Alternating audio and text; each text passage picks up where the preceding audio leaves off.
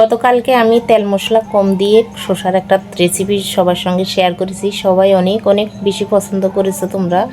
তো কেমন আছো সবাই? আশা করি ভালো আছো, আমিও মোটামুটি ভালো আছি। চলে আসলাম নতুন ভিডিও নিয়ে। আজকে রান্না করতে এসেছি ইলিশ মাছ লতি দিয়ে ডাল।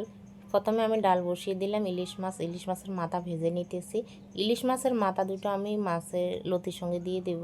আমি যেদিন ইলিশ মাছ রান্না করে মাথা রেখে দেই না, এভাবে রান্নাটা করে নেই। আমার কাছে মনে হয় ইলিশ মাছ বা ইলিশ মাছের মাথা বেশি দিন ফ্রিজে থাকলে স্বাদ নষ্ট হয়ে যায়। এই যে এখন মাছগুলো একটু হালকা ভেজে নেব। ইলিশ মাছ তোমার বেশি কড়া করে ভাজার দরকার পড়ে না, একটু হালকা করে ভেজে নিলেই চলে। তাছাড়া কাঁচাও রান্না করা যায়। তো প্রথমে আমি কিন্তু মাছগুলো একটু হালকা করে ভেজে নিয়ে নিলাম। তো যে তোমরা দেখতে পেলে ডাল কিন্তু আমি অন্য চুলায় বসিয়ে দিলাম। আর এখানে হচ্ছে সিলিন্ডারে রান্না করতেছি।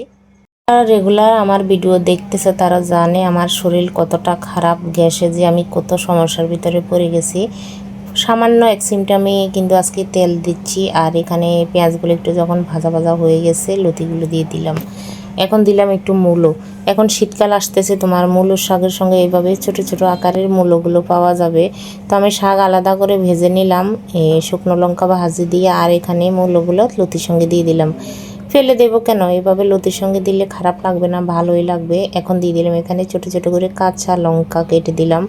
যেহেতু আমার সমস্যা সে কারণে আমি কিন্তু তেল মশলা কমই ব্যবহার করতেছি। তোমরা চাইলে এখানে আরও বেশি পরিমাণ মরিচ দিতে পারো।